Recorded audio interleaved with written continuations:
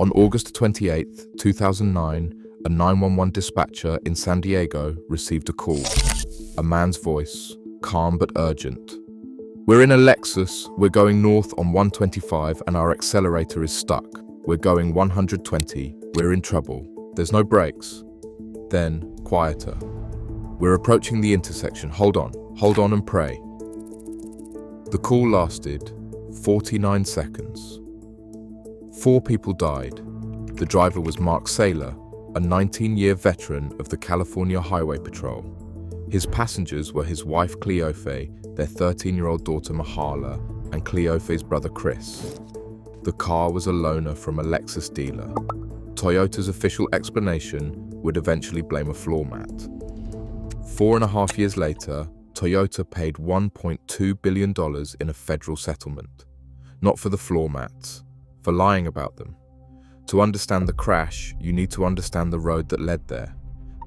The archive opens in 1937. Kiichiro Toyoda, son of a loom inventor, founds Toyota Motor Corporation with a simple philosophy: build it right the first time. Over the next 7 decades, that philosophy becomes the Toyota production system, studied in every business school on Earth. Jidoka means automation with a human touch. Kaizen means continuous improvement. By 2008, Toyota becomes the world's largest automaker by sales, overtaking General Motors. The company's reputation is built on one word: reliability. Consumer Reports ranks Toyota vehicles at the top of their recommendations year after year. The Camry becomes America's best-selling car. The Corolla becomes the best-selling car in history. When people buy a Toyota, they buy peace of mind. But behind the reputation, complaints were accumulating. As early as 2004, customers began reporting something terrifying. Their Toyotas were accelerating on their own. Drivers described pressing the brake with both feet while their cars rocketed forward. The National Highway Traffic Safety Administration opened investigation after investigation. Each time, NHTSA found nothing. Each time, Toyota provided data showing no evidence of defects. Each time, the cases were closed. By 2007, NHTSA had opened 9 separate investigations into unintended acceleration in Toyota vehicles. All were dismissed. Then came the Saylor crash. Mark Saylor's loaner Lexus had been driven by another customer earlier that week. That customer reported the car had accelerated uncontrollably. The dealer did nothing. 3 days later, Saylor picked up the same car. The 911 recording of his final moments went viral. Toyota's response was swift. On September 29, 2009, the company announced a floor mat recall affecting 3.8 million vehicles. The message was clear. This was about floor mats getting stuck under accelerator pedals. Remove your floor mats, problem solved. Except internally, Toyota knew it wasn't that simple. According to documents that would later emerge in federal court, Toyota had been tracking a separate problem since at least 2008. Sticky accelerator pedals manufactured by supplier CTS Corporation.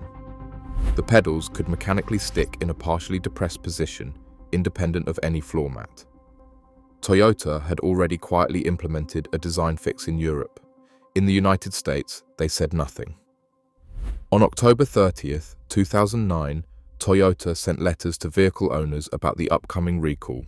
The letters contained a remarkable sentence: "No defect exists." 2 days later, NHTSA publicly rebuked Toyota, calling the company's messaging inaccurate and misleading. On December the 26th, 2009, a Toyota Avalon crashed into a lake in Texas, killing all 4 occupants. Investigators found the floor mats in the trunk of the car. Floor mats weren't the problem. Still, Toyota maintained its position. In November 2009, Group Vice President Bob Carter categorically denied any mechanical or electrical faults. The company's official line remained: floor mats, driver error, nothing more. Then, the documents started leaking. Congressional investigators obtained an internal Toyota presentation dated July 6, 2009.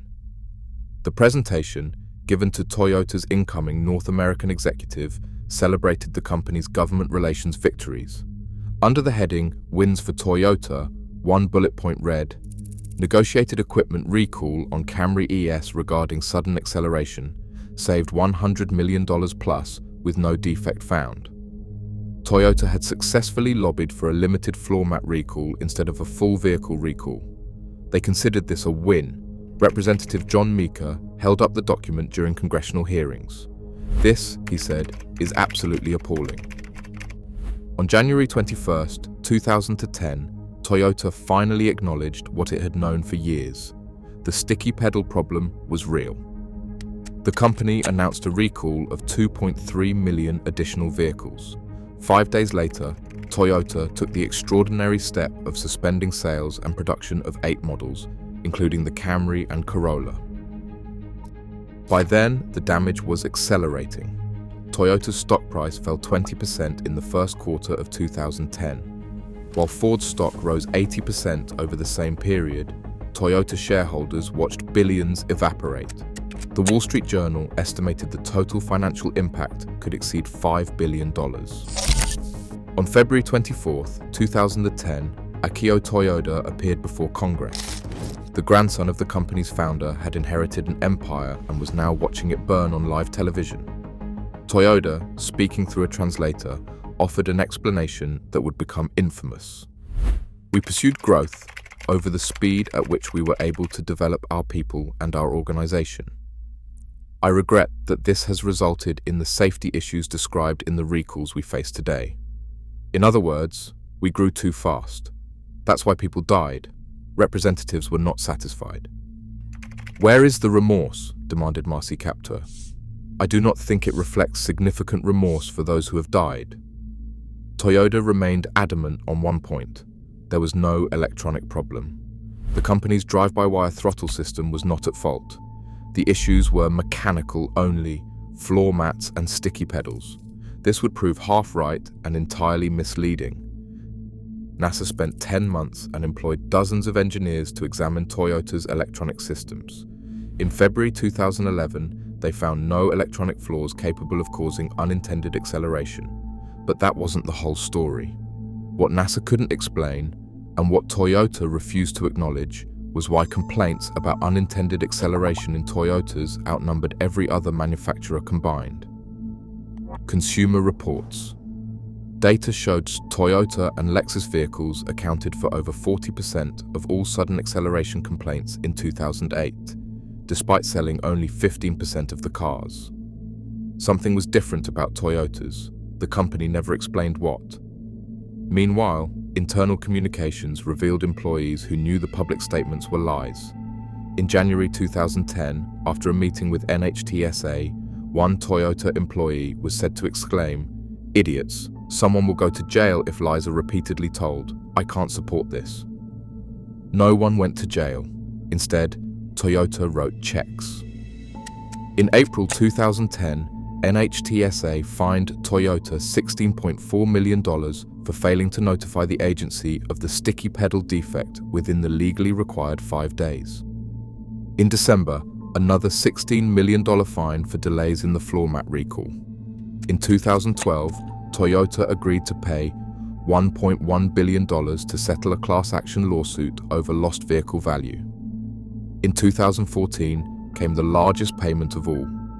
On March 19, 2014, Attorney General Eric Holder announced a $1.2 billion settlement, the largest criminal penalty ever imposed on an automotive company. Toyota was charged with wire fraud.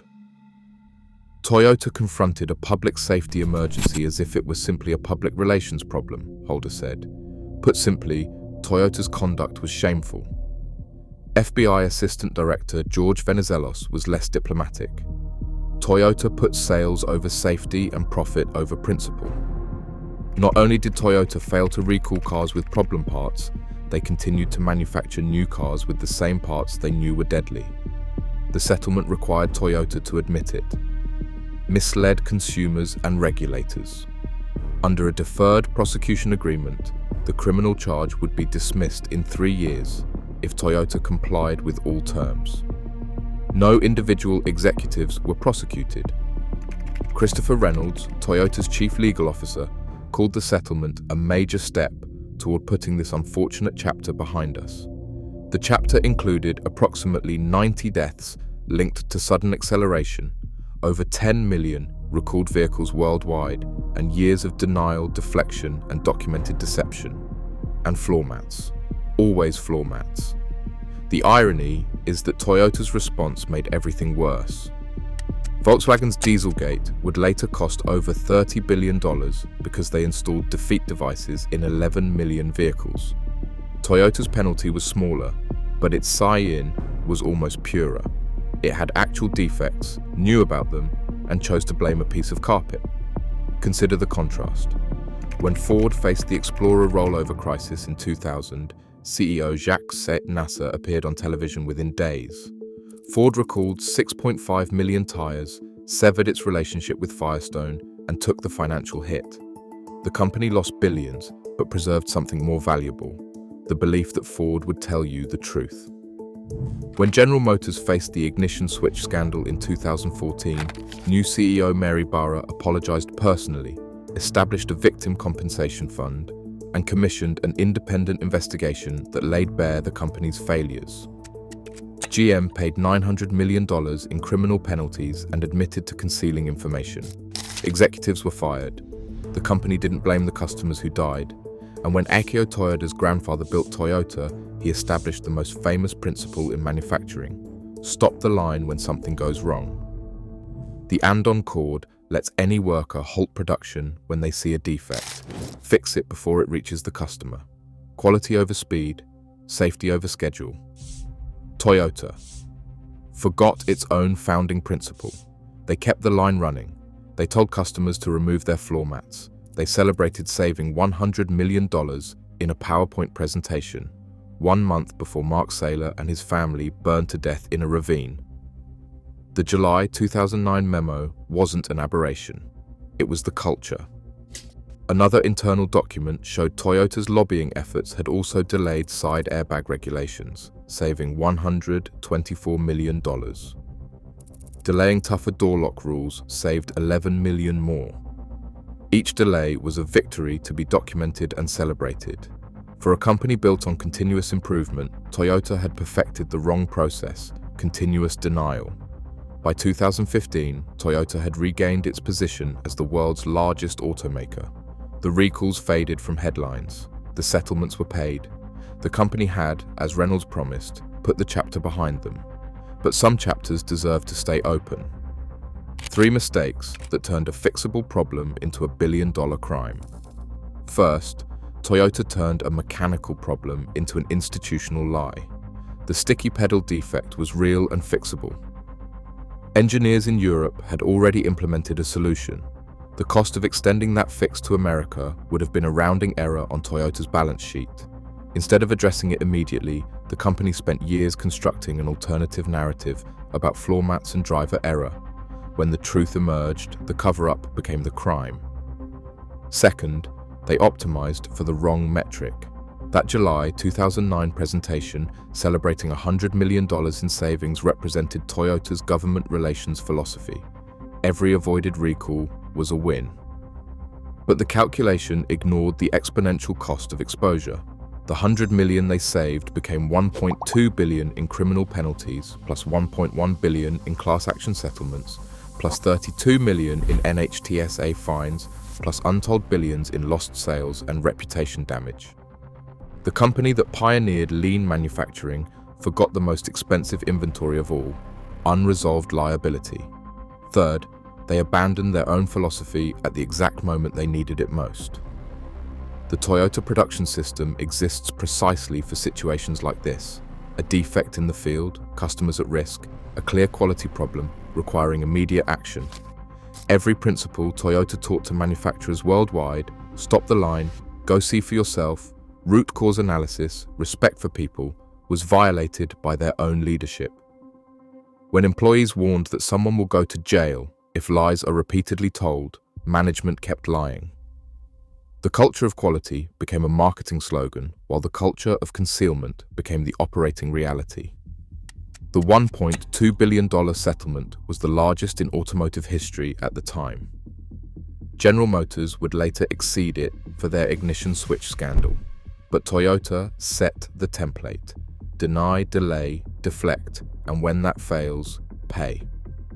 What the floor mat story really reveals is how a company synonymous with quality came to value its reputation more than the lives it was built to protect. Every internal memo celebrating avoided investigations, every public statement blaming driver error, every month of delay represented a calculation. Our brand is worth more than the truth. 49 seconds. That's how long Chris Lestrella's 911 call lasted before the crash. In those seconds, a trained highway patrol officer couldn't stop a Kia with a piece of carpet allegedly stuck on the pedal. Toyota's explanation requires believing that Mark Saylor, with 19 years of professional driving experience, couldn't figure out how to kick away a floor mat. Or you can believe what the FBI concluded, that Toyota knew the problems went deeper, knew their explanations were false, and kept telling them anyway. The floor mats were never the real story. The real story was a company that chose its image over its customers and got caught. The $1.2 billion wasn't a fine for defective parts. It was the price of getting caught lying about them. Subscribe to Car Crash Capitalism. Every like helps document what boardrooms hope stays buried.